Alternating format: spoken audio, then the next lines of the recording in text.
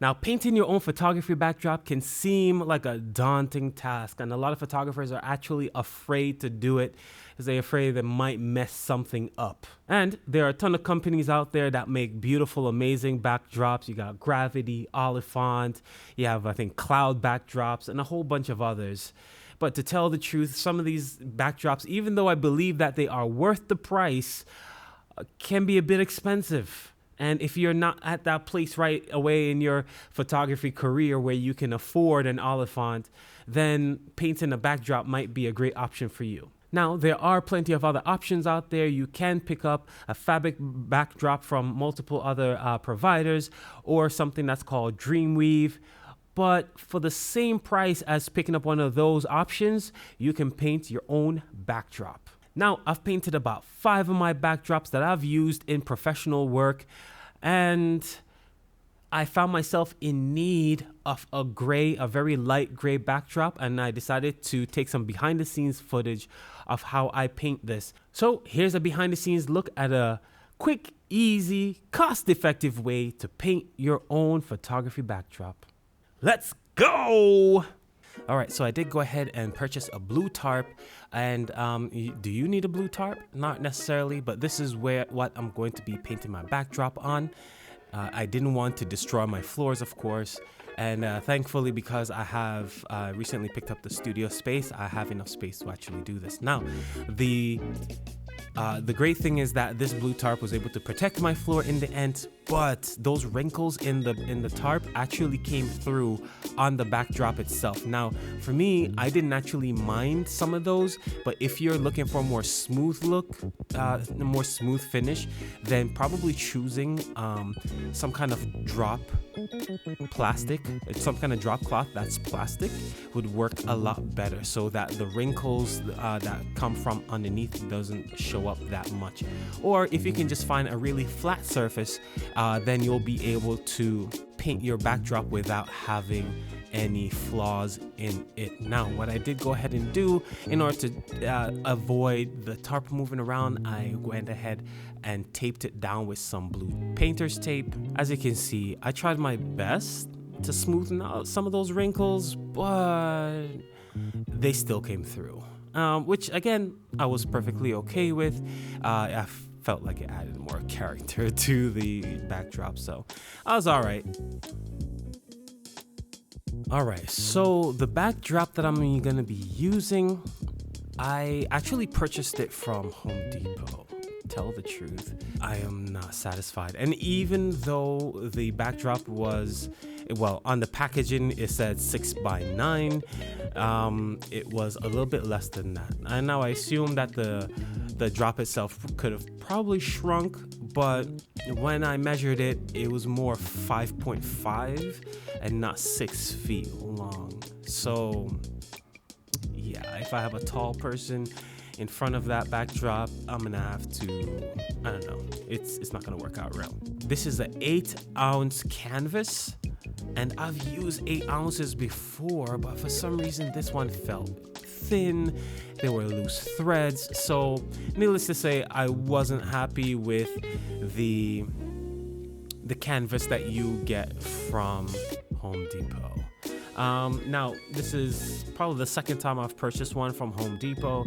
The first one was all right, but this one did not turn out to be very good. I will leave a link in the description to a backdrop or a canvas that I use, that I purchased off Amazon. That was wonderful. It was great.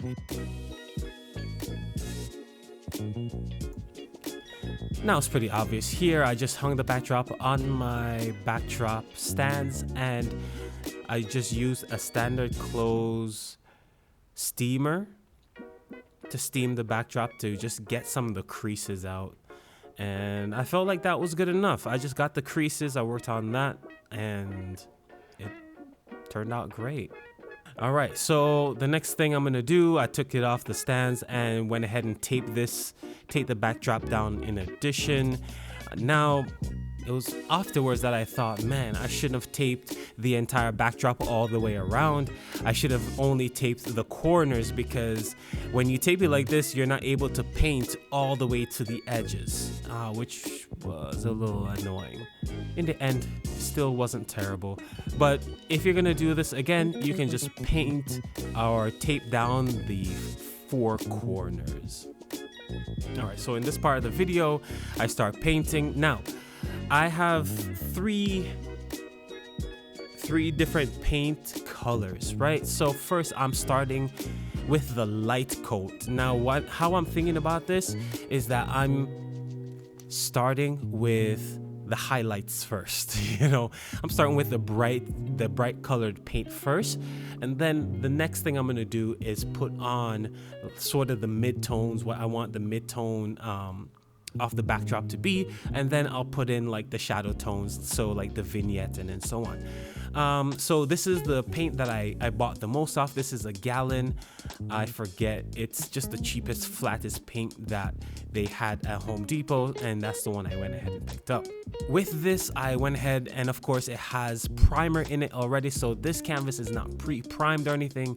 So I went ahead and put this paint down. Now, I would recommend doing a double coat of your initial paint, and that's why I got a gallon of it first, to put down like a double coat of painting or of paint before adding the mid-tones to it. A lot of the tutorials online on how to paint your own backdrop, you will see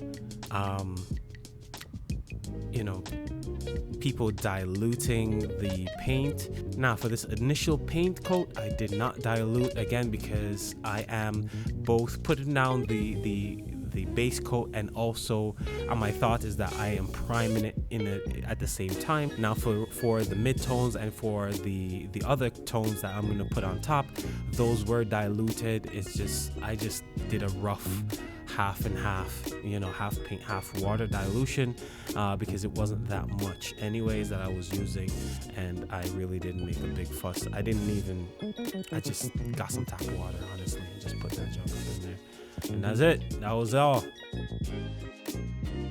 One thing I tried to do was to not paint in any one direction.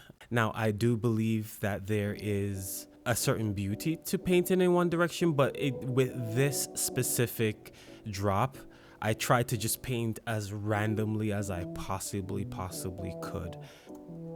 All right, so what I did here, I got a slightly darker gray, and I just got a little container with some water, some gray paint, and mixed it and just started pouring it all around the canvas.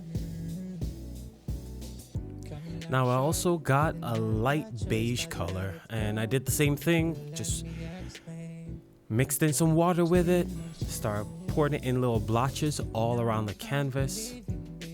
All right, so all I'm gonna do is now take this 4-inch brush, and I'm just gonna combine the colors. I'm gonna, smooth them out and blend them together.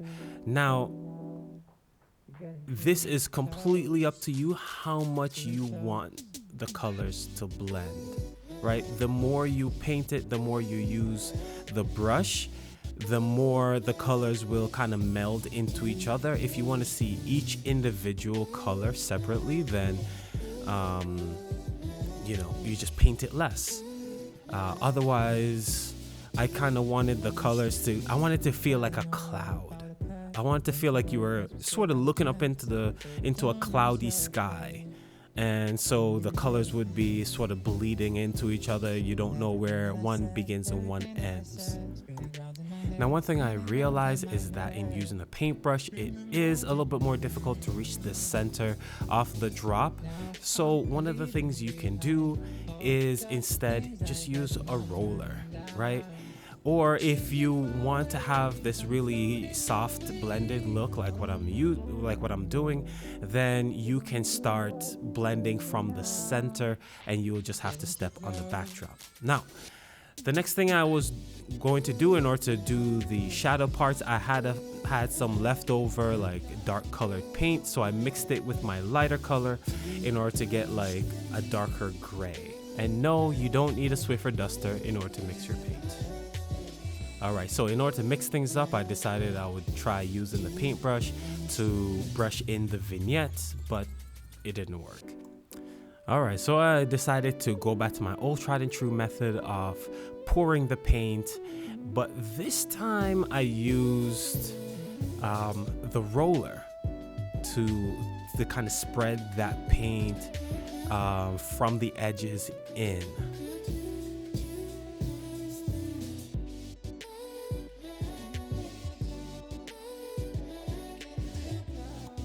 Again, it's sort of up to you how much you want this to blend.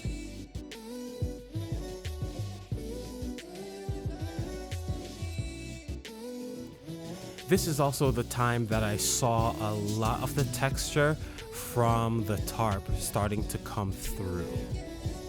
And this is how it looks. So this is going to be my light gray backdrop. This is just freshly painted. From what I understand, it's going to probably dry darker. So we'll definitely see how it looks once it dries. This is going to be my light gray backdrop. I love it. It's not like super high contrast. It doesn't have like, it's nice. Yeah, I'm feeling it. So I'll see how it looks when it dries. I mean, if it's horrible and I can't stand it, I'll just paint over it with the light paint again and do it all over again. But so far, I love this formula of like laying down a base coat and then putting drops all over and then using the brush. Man, that first take on it was beautiful. So I might have pushed the vignette too much. I probably need a stronger outside vignette to make the outside a little bit darker. But so far, even because the tarp isn't completely smooth, so I'm seeing some of the texture of the tarp come over and go through the drop, and it's fine. I think it's fine. I like it. I like it. All right, so here are a few shots on the backdrop. The only editing I did on this was to just change the white balance a little bit, but the cool thing about this gray is that just by changing the white balance, you can give it a more warm look. And I only decided that the subject was wearing a blue sweater dress. All right, so here's a breakdown of everything it took in order to make this project possible, right? So I had a gallon of light colored paint. Now I didn't put the specific paint I use because I just don't remember. I didn't put the specific paint, but whatever you would feel like your light color base color would be, that's what you get. You get a gallon of that. Now that costs $22. And I got a quart of gray. Now I could have gotten away with a sample of gray because I have so much of it left over, but I did a quart of gray that cost about $12. I got a sample of the beige color that was about $6 to $7. I had some leftover black paint that I mixed in with the base color in order to get a darker gray that I used for the vignette around the edge of the drop. That's just something I had extra, but you can get a cheap tube of acrylic paint, cheap tube of acrylic black paint. And that's around like $3 and some change, right? You can get one of those roller kits from Home Depot. Is around $11 to $12. This is like 11 and some change. All right, the tarp was around $10. The drop cloth was $19, and it's better again if you buy it off of Amazon, which is can range from around $17 to $19.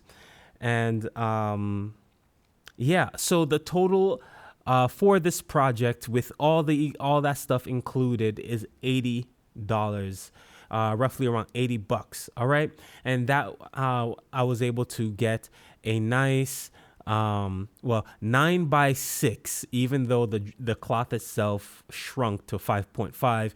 It's call it a 9x6 drop cloth is what it's supposed to be. If you like the first time around and you want to repeat the process over again, of course you wouldn't have to go back and buy the rollers and the paintbrush and all that stuff all over again. But to repeat the process, it's literally about half that price. You're looking at about $45. That is for the different color paint that you're going to use to paint the backdrop in addition to the drop cloth. And of course you can just reuse the paintbrush, reuse the roller and the pans and all that kind of stuff. All right. So if you have any questions, definitely just drop it in the comment section, please. All right. So thank you again for joining me. This is Trevauhn at Perfection Studios. Peace.